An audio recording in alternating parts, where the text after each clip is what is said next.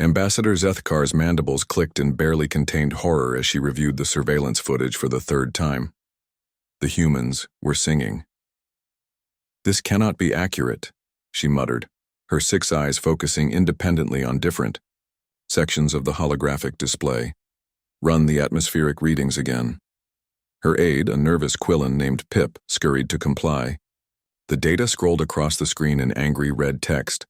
Surface temperature averaging 847 degrees Celsius, atmospheric pressure 92 times standard, sulfuric acid rain, and enough radiation to sterilize most known life forms in minutes.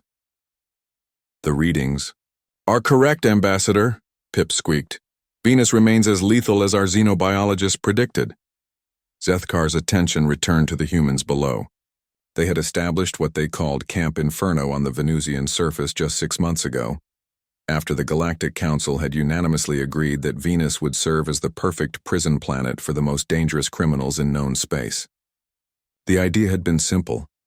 Dump the irredeemables on a world so hostile that escape would be impossible, survival unlikely, and rescue attempts suicide. The humans had volunteered. "Look at them," Zethkar whispered, her voice crackling through the ship's translation matrix. "They've built recreational facilities." Indeed, the humans had not merely survived, they had thrived. Their settlement sprawled across what used to be a barren plain of superheated rock, complete with pressurized habitation domes, hydroponic gardens, and what appeared to be a volleyball court. The court was enclosed in a transparent aluminum dome, naturally, but still. Captain Marcus Chen stepped out of the central command dome, his environmental suit gleaming with condensed sulfuric acid. He waved cheerfully at the orbital surveillance drone, as if he could see Zethkar watching from 300 kilometers above. Day 186 on Venus. Chen spoke into his helmet recorder, a daily ritual that had become required viewing among the Galactic Council's staff.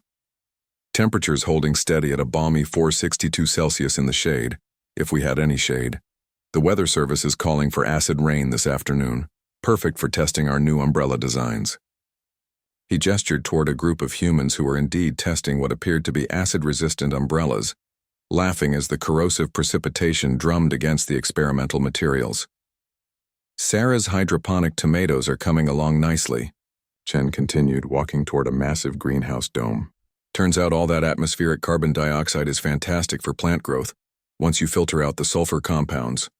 We're expecting our first harvest next week. I'm thinking caprese salad." Inside the greenhouse, Dr. Sarah Okafor tended to rows of thriving vegetables with the enthusiasm of someone working in a suburban garden. Rather than on a world that should have killed her months ago, she looked up and waved as Chen approached, her smile visible through her helmet's faceplate. "The atmospheric pressure is actually a blessing," Okafor explained to Chen's camera. "Our pressurized domes need less structural support than they would in a vacuum. And the heat? Well, it's free energy. We're generating more power than we know what to do with." Zethkar paused the recording and turned to her aide. "How many humans did we exile to Venus?" 247, Ambassador. All volunteers, from their prison systems as requested. "And how many are currently alive?" Pip consulted his tablet. "All of them, ma'am, plus, well, there appear to be some new arrivals." "New arrivals?" Zethkar's mandibles spread wide in alarm. "Who authorized additional prisoners?" "They're not prisoners, Ambassador. According to our communications intercepts, they're tourists." The word hung in the recycled air of the command bridge like a toxic gas. Tourists, on Venus, the death world, the planet so hostile that even the radiation-immune crystalline collective refused to land there. Zethkar resumed the recording. Chen had moved to what appeared to be a recreational area, where humans were engaged in various activities. Some played the aforementioned volleyball. Others sat around tables, eating meals and conversing as if they weren't surrounded by an atmosphere that could dissolve most metals. "The evening routine has become quite popular," Chen narrated. "We gather in the main dome for dinner. Tonight it's mushroom risotto made with fungi we've cultivated in the sulfur-rich soil, followed by what Jenny calls extreme weather watching." The camera panned to show humans seated in comfortable chairs, drinks in hand, watching the Venusian landscape through reinforced transparent aluminum walls. Lightning crackled through clouds of sulfuric acid, while winds that could level buildings howled across the rocky surface. "It's actually quite beautiful," said a woman identified as Jenny Martinez, raising her glass in a toast. "Where else in the galaxy can you watch storms like this? Last week we saw a tornado made of acid. Absolutely magnificent." The other humans murmured agreement, clinking glasses as another bolt of lightning illuminated the hellish landscape beyond. Their dome. "The real breakthrough came when we figured out the lava tubes," Chen continued, leading the camera toward a sealed entrance built into a rocky outcropping. "They provide natural protection from the surface conditions and stable temperatures. We've set up our workshops down there. Mike's been experimenting with metalwork using the ambient heat."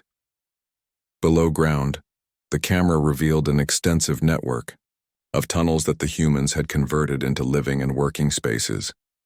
The walls were lined with what appeared to be art, sculptures formed from cooled volcanic glass, paintings depicting the savage beauty of Venus's surface, and photographs of humans engaged in activities that should have been impossible.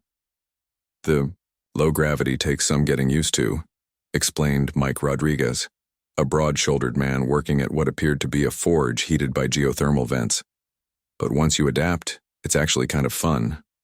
Yesterday we had races through the lava tubes. Winner got first dibs on the new batch of homemade wine." Zethkar felt a chill run through her exoskeleton. "Wine? They're making alcohol on a death world?"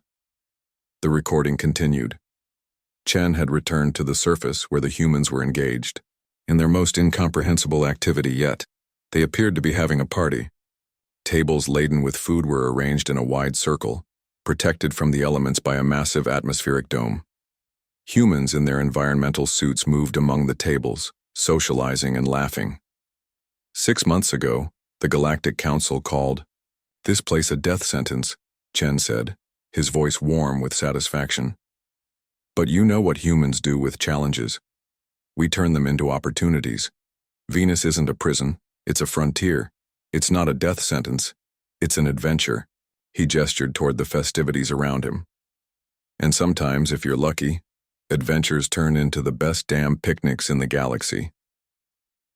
As if to emphasize his point, one of the humans began playing music on what appeared to be a guitar modified for use in an environmental suit. Others joined in, their voices harmonizing despite the communications equipment, singing something that sounded remarkably like "Home on the Range." Zethkar slowly reached over and turned off the recording. In the silence that followed, she could hear the gentle hum of her ship's life support systems that would fail within minutes in Venus's hostile environment. "Pip," she said finally, her voice barely above a whisper. "Yes, Ambassador." "Send a message to the Galactic Council. Tell them that our exile program for Venus has been terminated." "Should I specify the reason, Ambassador?" Zethkar looked once more at the frozen image on her screen. 247 humans having a picnic on the most lethal world in known space, their faces bright with laughter despite being surrounded by death incarnate. "Tell them," she said, "that humans are no longer considered prisoners on Venus.